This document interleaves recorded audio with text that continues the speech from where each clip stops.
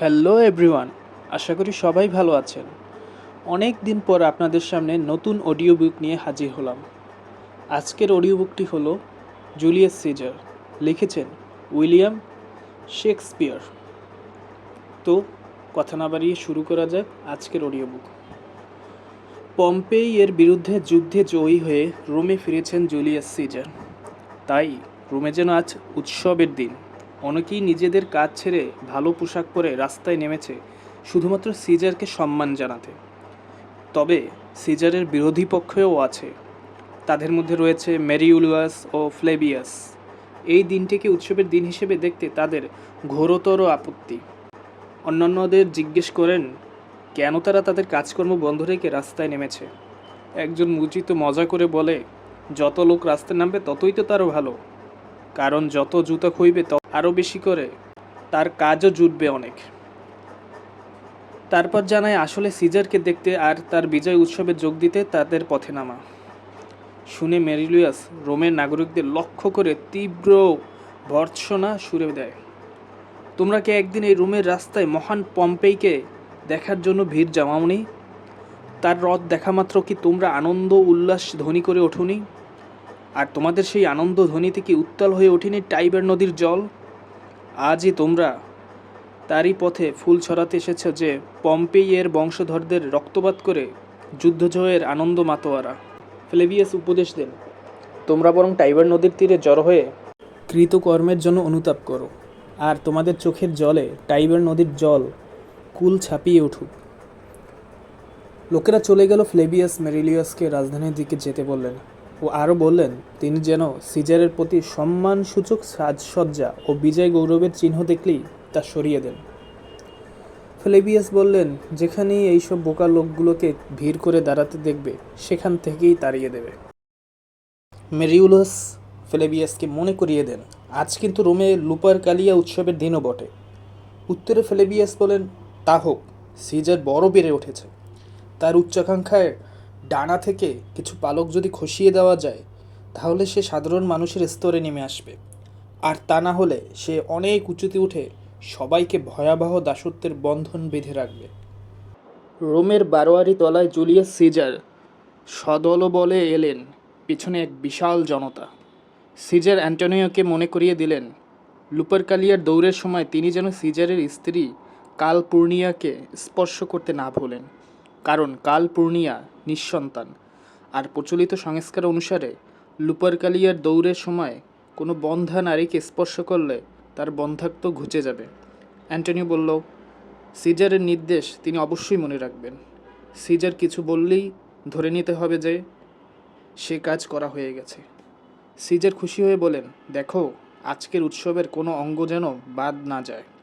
হঠাৎ জনতার মধ্যে থেকে একজন গণ উৎকট সিজারের নাম করে ডেকে তাকে সতর্ক করে দেন, 15ই মার্চ থেকে সাবধান হও। সিজার গণ উৎকারের সতর্ক বাণীকে উপেক্ষা করে উৎসব প্রাঙ্গণের দিকে সদলবলে চলে গেলেন। কেবল ব্রুটাস ও ক্যাসিয়াস ওখানেই থেমে যান। ক্যাসিয়াসের প্রশ্নের উত্তরে ব্রুটাস বলেন তিনি উৎসব দেখতে যাচ্ছেন না, কারণ তিনি আমোদ প্রমোদের ভক্ত নন, এবং অ্যান্টনিও প্রাণোচ্ছলতাও তার মধ্যে নেই, বরং ক্যাসিয়াসের যা বলার আছে সেটাই তিনি জানতে আগ্রহী। ব্রুটাসের বলার ধরনে যে রূঢ়তা ছিল তার প্রতি ইঙ্গিত করে ক্যাসিয়াস বলল, ব্রুটাস, আমি কিছুদিন ধরেই তোমাকে লক্ষ্য করছি। তোমার চোখে মুখে আগেকার স্নিগ্ধ ভাবটা এখন আর দেখতে পাই না। তুমি তোমার হিতৈষী বন্ধুদের প্রতি অনেক কঠোর হয়ে উঠেছ। ব্রুটাস ক্যাসিয়াসের অনুযোগে কিছুটা লজ্জিত হয়ে জানালো যে তার মনের অশান্তিটা একান্তই ব্যক্তিগত। সেটা ঠিক বন্ধুদের প্রতি অবহেলা নয়, শুধু যেন যে আজ আমার মন একটা তীব্র দ্বন্দ্বে জড়িত। ক্যাসিয়াস এবার ধীরে ধীরে ব্রুটাসের মন জয় করার কাজে লাগেন। তিনি বলেন, যেহেতু ব্রুটাস নিজেকে নিজে দেখতে পান না, তিনি ব্রুটাসের আয়না হয়ে তার গুণাবলীর প্রকাশ ঘটাবেন। এমন সময় উৎসব প্রাঙ্গণ থেকে চেঁচামেচি ও বাজনার শব্দ শোনা যায়। ব্রুটাস বলেন যে তার ভয় হচ্ছে জনতা সিজারকে রাজা নির্বাচন করল।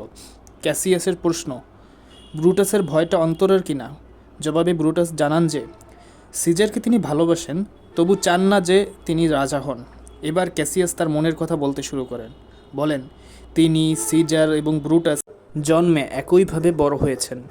একবার টাইবার নদীর বুকে ডুবন্ত সিজারকে উদ্ধার করেছিলেন ক্যাসিয়াস, কিন্তু আজ সেই সিজারকে রাজসম্মান জানাতে হবে। স্পেনে সে দেখেছে মূর্ছা রোগের আক্রমণে সিজার কেমন কাঁপতে থাকতেন। তখন তিনি একটি রুগ্ন মেয়ের মতো জল চাইতেন। আর আজ দুর্বল মনের এই লোক পৃথিবী কাঁপিয়ে তার উপর খবরদারি করবে। ব্রুটাস বলে চলেন যে আজ সিজার দৈত্যের মতো এগিয়ে চলছে, আর অন্যরা অসহায়ের মতো তা মেনে নিচ্ছে। ক্যাসিয়াস বলেন, ভেবে দেখলে ব্রুটাস আর সিজার কী এমন পার্থক্য এই দুই নামে? সিজারের মধ্যে কী আছে যা ব্রুটাসের নেই? সিজারের মতো ব্রুটাসের নামটাও মানুষকে সমান প্রেরণা দিতে পারে। ক্যাসিয়াস আভাস দিলেন যে সাধারণ মানুষ মনে করে যে রোমে আজ একজন মাত্র মানুষ আসছে, আর তিনি হলেন ব্রুটাস। ব্রুটাসের হৃদয়কে স্পর্শ করে ক্যাসিয়াসের কথা। তিনি ক্যাসিয়াসকে বললেন যে সে কি বলতে চায়। তার হয়তো কিছুটা বুঝেছেন। তার মতামত তিনি পরে জানাবেন। তিনি ক্যাসিয়াসের বক্তব্যটি ভালোভাবে ভেবে দেখবেন এবং একটি নির্দিষ্ট দিনে ও সময়ে আবার আলোচনার জন্য মিলিত হবেন। তো এই কথাটা শুধু মনে রেখো যে দেশের এই দুর্দিনে ব্রুটাস সামান্য একজন গেয় লোক হয়ে থাকবে। তবু রোমের সাধারণ মানুষকে ছোট করে নিজে বড় হবার চেষ্টা করবেন না। উৎসবের শেষে সিজার ফিরছেন। সিজারের চেহারা দেখে ব্রুটাস ও ক্যাসিয়াসের কেমন যেন অন্যরকম মনে হয়। রাগে যেন তার ভুরু কুঁচকে রয়েছে। সঙ্গী সাথীরা সকলেই বিমর্ষ। কালপুর্নিয়ার মুখস্নান। ক্যাসিয়াস ও ব্রুটাস ক্যাসকাকে ধরে ব্যাপারটা কি জানতে চান। ক্যাসকা জানালেন, উৎসবের মাঝখানে সিজারকে তিনবার রাজমুকুট প্রদান করেছিল অ্যান্টনিও। তিনবারই তিনি সেটা প্রত্যাখ্যান করেন, আর তাতেই খুশি হয়ে লোকেরা হর্ষধ্বনি করে ওঠেন। আর তিনবারের বারে লোকে খুশিতে ডগমগ হয়ে মাথার টুপি উড়িয়ে দিয়ে তাকে অভিনন্দন জানান। আর সেটা করতে গিয়ে এমন দুর্গন্ধ ছাড়ে যে সিজার ভিমরি খেয়ে পড়ে যান। নিজস্ব বাচনভঙ্গিতে ক্যাসকা বললেন, হাসি পেলেও আমি হাসতে পারছিলাম না, পাশে মুখ খুললে দুর্গন্ধ ঢুকে যায়। ব্রুটাস জানালেন, ঘটনাটা স্বাভাবিক, কারণ সিজারের মূর্ছার রোগ আছে। ক্যাসিয়াস শেষের সঙ্গে বলেন, না সিজার, বরং সুস্থ মূর্ছার রোগ আছে, তোমার, আমার আর ক্যাসকার। ক্যাসকা আরও জানালেন যে জ্ঞান আসার পরে সিজার জনগণের কাছে তার অসুস্থতার জন্য ক্ষমা চাইলেন, আর তাই তো লোকে আরও উৎফুল্ল হয়ে উঠল। এইসব ঘটনার পর সিজার বিষণ্ণ মুখে চলে এসেছেন। ক্যাসিয়াস ক্যাসকাকে তার বাড়িতে আমন্ত্রণ জানান। ব্রুটাস চলে গেলেন। ক্যাসিয়াস ঠিক করেন যে কিছু বেনামি চিঠি ব্রুটাসের জানালা দিয়ে ফেলে দেবেন। তাতে লেখা থাকবে ব্রুটাসের প্রতি শ্রদ্ধা, সিজারের উচ্চাকাঙ্ক্ষার কথা। তাতে ব্রুটাসের মন নিশ্চয়ই টলবে। এদিকে ক্যাসকার সঙ্গে ব্রুটাস ও ক্যাসিয়াসের কথাবার্তায় আগেই আমরা সিজারের মুখে ক্যাসিয়াসের সম্পর্কে তার ধারণার কথা শুনি। তিনি অ্যান্টনিওকে বলেন যে তিনি ক্যাসিয়াসকে এড়িয়ে যেতে চান, কারণ ক্যাসিয়াস পড়াশোনা করে, তার পর্যবেক্ষণ ক্ষমতা দারুণ, সে খেলাধুলা ভালোবাসে না, গান শোনে না, হাসে না, আর হাসলেও তাতে থাকে শ্লেষ। এই ধরনের লোক অন্যকে বড় হতে দেখলে খুশি হয় না। এক দুর্যোগের রাত, প্রবল বেগে ঝড় বইছে, বারে বারে বিদ্যুৎ ঝিলিক দিচ্ছে, বাজ পড়ছে প্রচণ্ড শব্দ করে। এই দুর্যোগের মধ্যেও ক্যাসকা পথে বেরিয়েছে। সিসেরোর সঙ্গে তার দেখা। ক্যাসকা সিসেরোকে বলে, প্রবল ঝড় সে অনেক দেখেছে, কিন্তু এমন ঝড় দেখিনি যেখানে আগুন ঝরে পড়ে। তার মনে হচ্ছে এ যেন পৃথিবীর মানুষের পাপে ক্রুদ্ধ দেবতাদের অভিশাপ।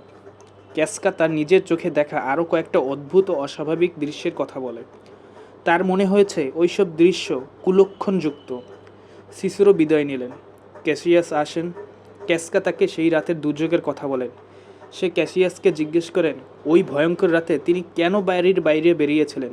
ক্যাসিয়াস বলেন, ওই দুর্যোগপূর্ণ রাতের চেয়ে ভয়ঙ্কর কেউ দেশে রয়েছে। সে সাধারণের চেয়ে শক্তিশালী নয়, তবুও এক অশুভ ধ্বংসাত্মক শক্তি তার মধ্যে বর্তমান।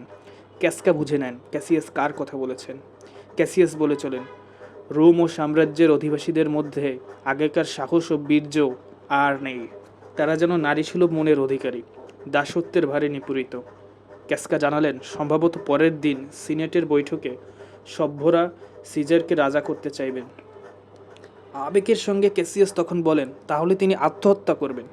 দেবতাদের কাছে তিনি প্রার্থনা করেন যে তারা দুর্বলকে যেন শক্তি দেন ও অত্যাচারীদের নিধন করেন। ক্যাসিয়াসের মূল লক্ষ্য সিজারের বিরুদ্ধে বিদ্রোহ গড়ে তোলা।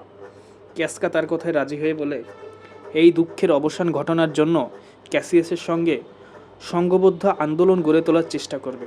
ক্যাসিয়ার প্রকাশ করেন যে এ ব্যাপারে তিনি ইতিমধ্যে অগ্রসর হয়েছেন ও কয়েকজন মহৎ হৃদয় সম্পন্ন মানুষকে প্রণোদিত করতে সমর্থ হয়েছেন।